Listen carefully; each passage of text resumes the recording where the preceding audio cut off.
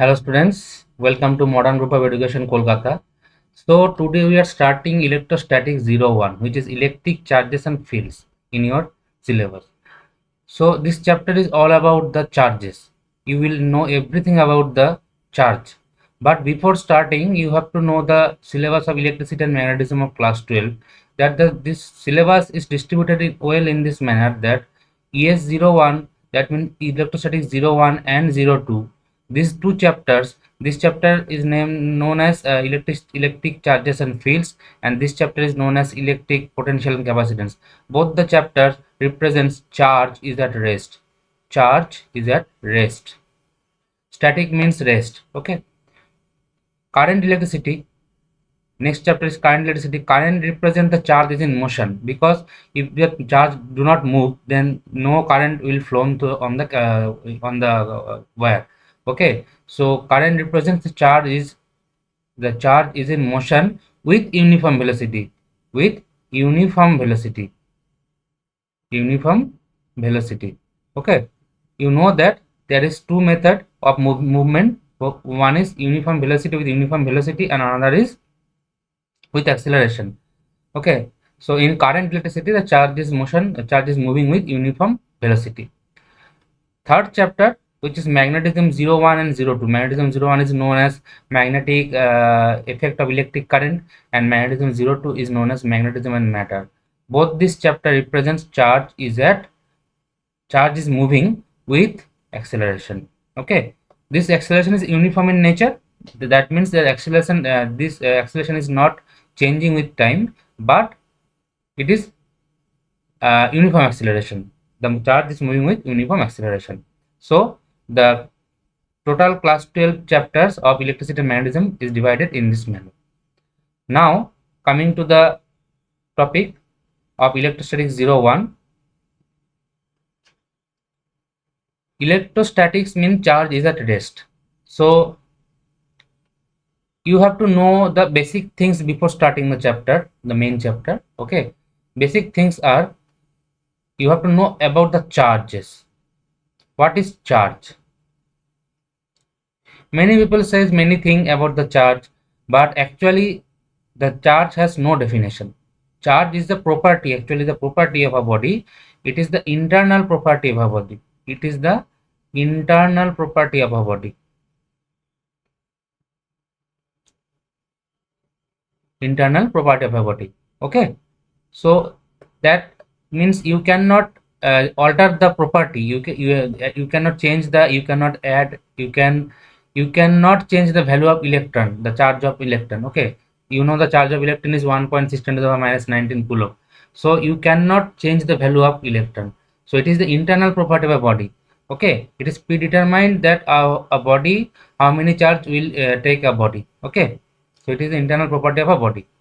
Just like mass, the definition of mass is the amount of substance in a matter, or actually also there is also no definition of mass, because mass is the internal property of a body. You cannot add or you cannot subtract individual mass. Okay, you cannot change the value of mass. So just like mass, charge is the internal property of a body. Okay, now another thing you have to know, that what is the least possible value, of charge. What is the least possible value of charge? Okay, so what is the least possible value of charge? It is the charge of an electron. It is the charge of an electron, which is minus 1.6 10 to the power minus 19 coulomb. Every time you don't have to give the minus sign, because it is because the value is in magnitude form. Okay, so you don't have to give the minus every time. So the answer is least possible value of charge is charge of an electron, which is 1.6 10 to the minus 19 coulomb. But scientists has discovered some lower values of charge, just like plus minus 2/3 of electron, plus minus 1/3 of electron. These are known as quarks. But that means this line and this line contradicts itself. Okay, This second line and third line contradicts itself. I already told you that the least possible value of charge is this. Now you can say that the sir, you have told me that the least possible value of charge is this. So now you are telling that there is 2/3 of electron, 1/3 of electron, which is less than the value of this. So these are known as quarks. But so is this the wrong line? Is the wrong statement? No. Actually, 2/3 of electron and 1/3 of electron, they are very unstable in nature. They actually combine with each other. They combine with each other and form an electron. That means 2/3 of electron and 1/3 of electron minus 2/3 of electron plus 1/3 of electron. They mix minus 2/3 of electron minus 1/3 of electron makes 1 electron. Okay. So they are very unstable, but electron is a stable element, a stable charge. Hence, the least possible value of charge remains, that this statement remains valid. So 2/3 of electron, 1/3 of electron, they are very unstable. They are very unstable. Okay. Have you understood this? Okay. Going to the next topic, next important topic, this which is quantization of charge. Quantization of charge. Quantization of charge. It is a very important topic. Quantization of charge. Quantization of charge. What this means? Quantization of charge. This means the charge is always quantized. That means Q equal to plus minus Ne. This formula. Q equal to plus minus Ne, where N is the integer value. N is the integer value. Okay. So that means the charge is always quantized. That means you can take one electron, you can take 2 electron, you can give 1 electron, you can give 2 electron, but you cannot give 2/3 of electron, 1/3 of electron, half electron. That means the number of charge cannot be in fraction, can never be in fraction. Okay. So Q equal to plus minus Ne. Understood? This is the quantization of charge. This formula is very important because in class 12, if anywhere a question arises that find the number of charge, find the number of charge. If you find any question like find the number of charge, then you have to apply this formula only, because this is the number of charge and it will be in whole number. Okay. So this is the quantization of charge. Another thing you have to know, that in an isolated system, isolated system means a system which is separated from everything. So in an isolated system, the total number of charge remains constant. The total number of charge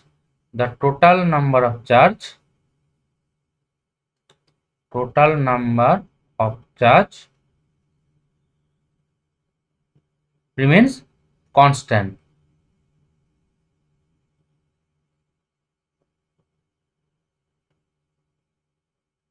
Okay. So that means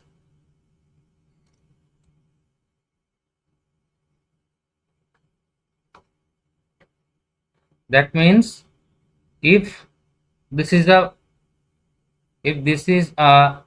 isolated system, here 2 electron, 5 minus 5 electron and plus 7 electron are there. So for this system, there is 2 minus 2 minus 5 and x. Find the value of x. So here plus 2 plus 7 plus 9 minus 5, that means 4 electron. Total is 4 electron. So here 5 2 minus 5 minus 2 minus 7. So to make 4 electron, you have to give how many number of electron?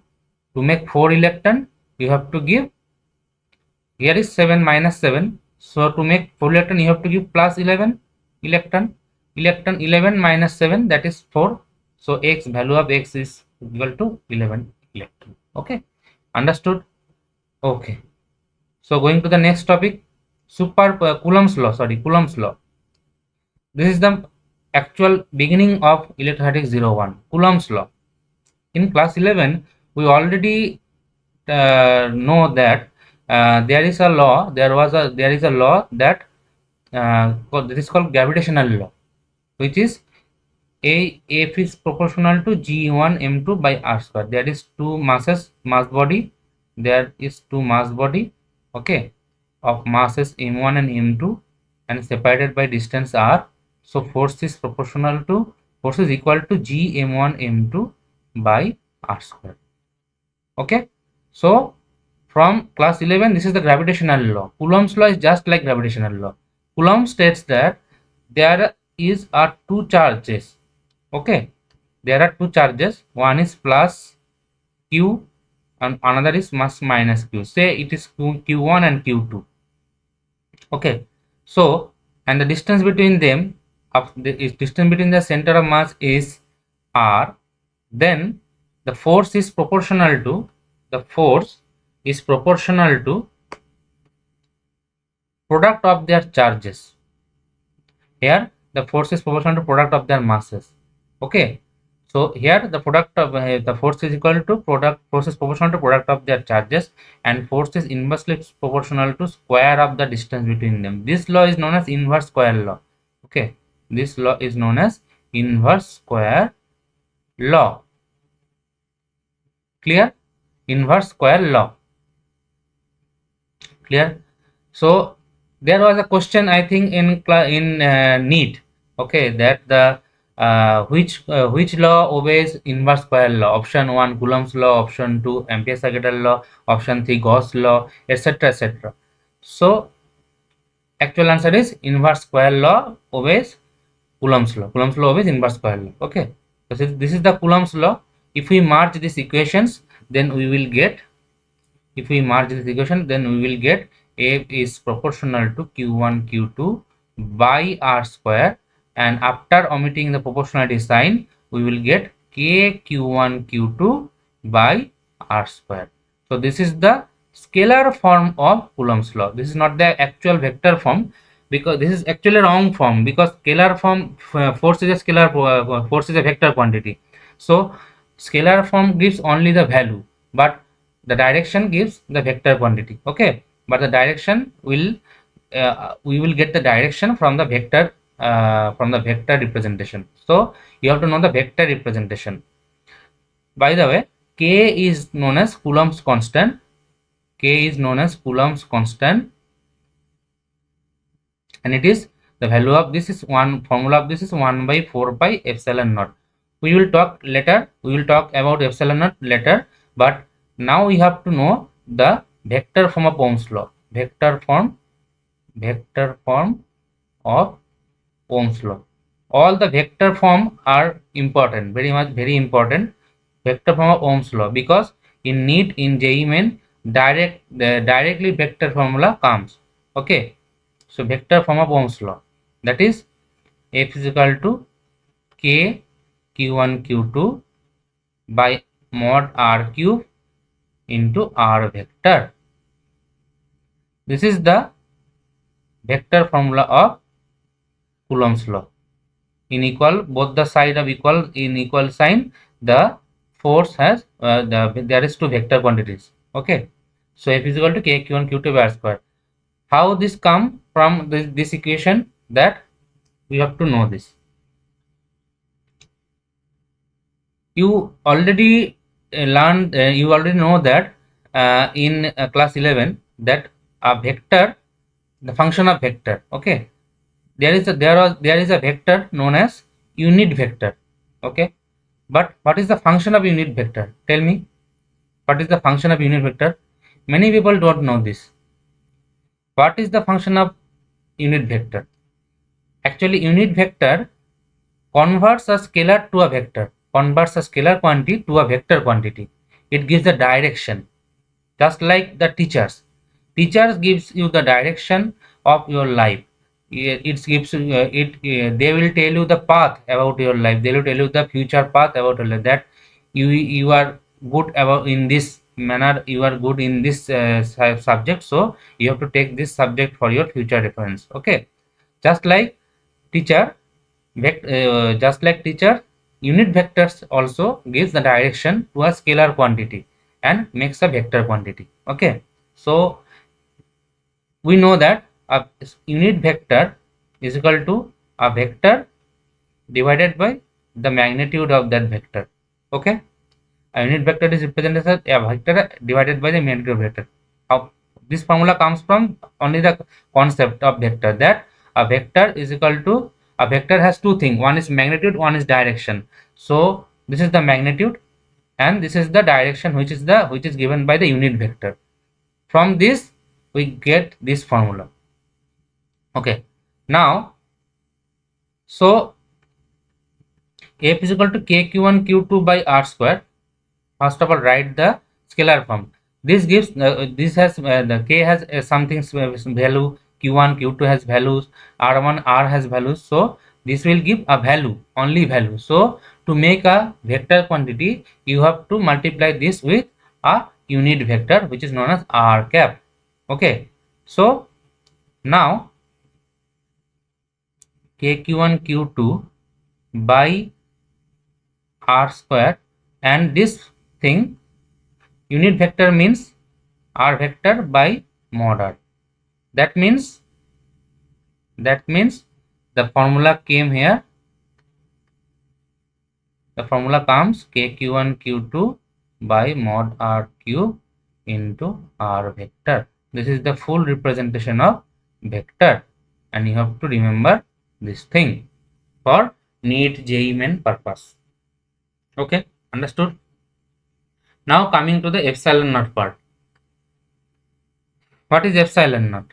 Epsilon naught means permittivity of free space. This is the permittivity of free space. Okay, permittivity of free space. Free space means vacuum, and permittivity means something permits. The value of this is 8.85 10 to the power minus 12, and the minus 12, and the unit is, just you have to replace k, value of k, with 1 by 4 pi epsilon naught, and subject the epsilon naught. You will get epsilon naught is equal to 1 by 4 pi f into q1 q2 by r square. Just replace the value of k is equal to 1 by 4 pi epsilon naught and subject the epsilon naught term, and you will get this thing.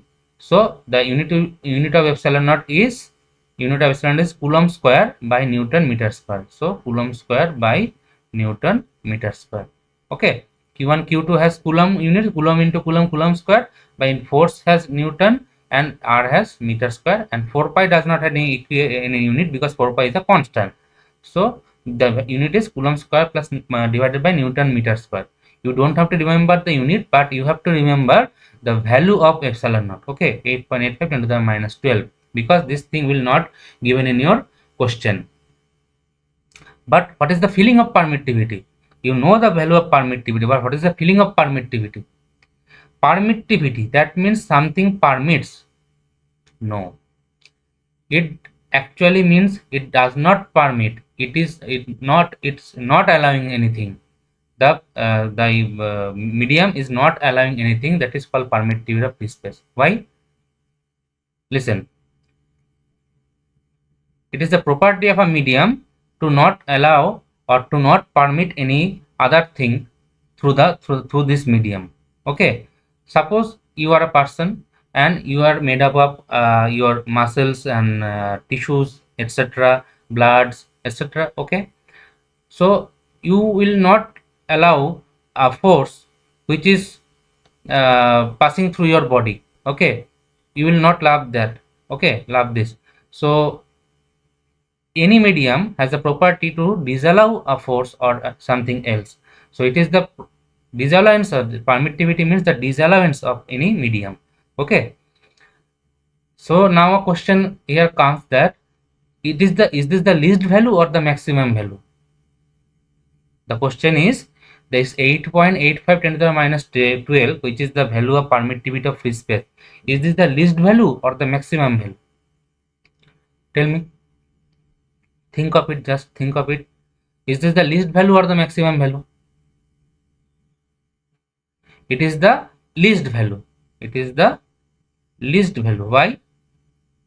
Because the free space has no free space, that means vacuum has no particle in it. So it will disallow, but in less value. Okay, it will disallow. Every medium will disallow a force, but it will disallow, but in less quantity, because it has no particle, so there is no resistance. Okay, but a solid, a fluid, there are more particles than the free space, so it will, the liquid on the solid, they will more disallow more than the free space.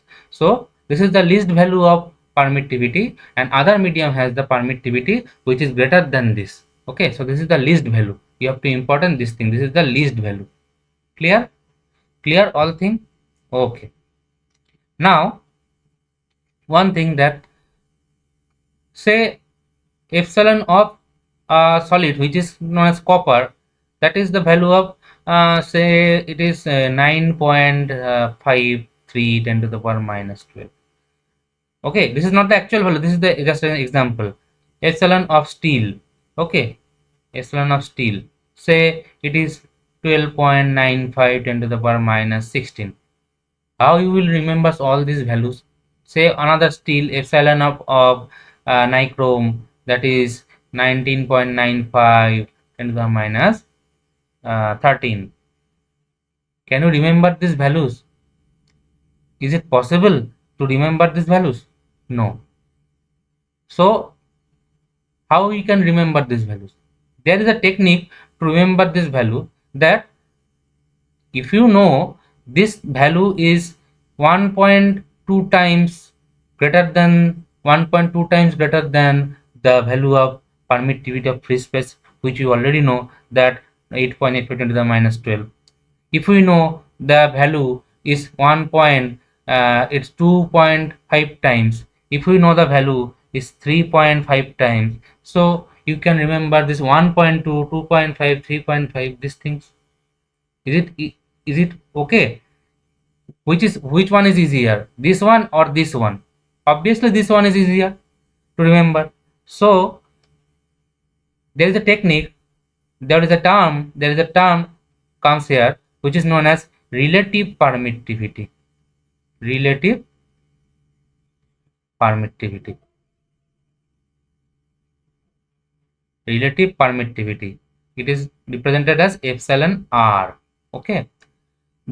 There is another name of relative permittivity, which is dielectric constant, and you have to remember this thing, dielectric constant, because it will recur in your later chapter, which is known as current electricity. Okay,